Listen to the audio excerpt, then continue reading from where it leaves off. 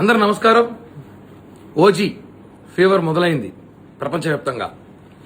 పవన్ కళ్యాణ్ అభిమానులకే కాదు, OG fever YCP కూడా తాకింది.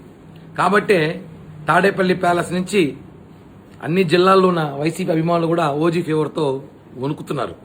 ఇందాకే మాజీ మంత్రి, మాజీ ఎమ్మెల్యే అంటే ఆయనే అంబటి రాంబాబు, ఆయనకి ఆయన శాఖ మీద అవగాహన లేదు, పట్టు లేదు.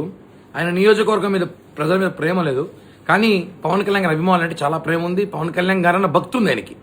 ఆయన కూడా భక్తుడే. ఎందుకంటే సినిమా రివ్యూలు ఇస్తున్నాడు వచ్చి. పవన్ కళ్యాణ్ గారి సినిమా గతంలో అలా ఉన్నాయి, ఇప్పుడు ఇలా ఉంది. ఆ ఓజీ ప్రొడ్యూసర్ గురించి, డైరెక్టర్ గురించి బాగా మాట్లాడుతున్నాడు. కానీ ఆయన చెప్పాల్సిన విషయం మర్చిపోయాడు. ఓజీ అభిమానులు అంటే మేము పవన్ కళ్యాణ్ అభిమానుల గురించి చెప్పలా, అందరి గురించి చెప్పావు, మా గురించి చెప్పు. తెలుసు కదా, మొన్న ఎన్నికల్లో చూపించాం కదా మా బలం ఏందో, మా సత్తా ఏందో. అలా ఉంటుంది పవన్ కళ్యాణ్ అభిమానులు.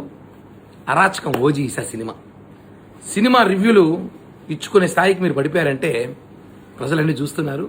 నేను రాంబాబు గారు ఒకటి అడుగుతున్నా, టికెట్ల రేట్ల గురించి మాట్లాడతాను, హాస్యాస్పదంగా ఉంది.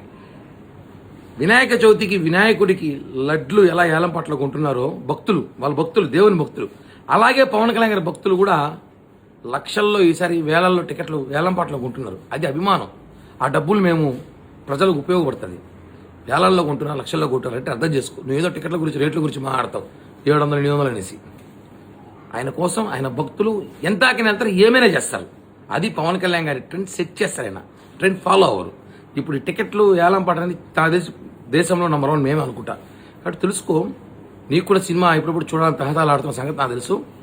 రేపు టికెట్ పంపిస్తున్నా, ప్రీమియర్ షోలో కలుద్దాం. మర్చిపోయా, గోడల మీద బాత్రూమ్ వంగి చూడొద్దు, దొంగతనంగా ప్రతిసారి చూసినట్టు. సినిమా టికెటే పంపిస్తా, వచ్చి ప్రీమియర్ షోలో కలుద్దాం. జై హింద్.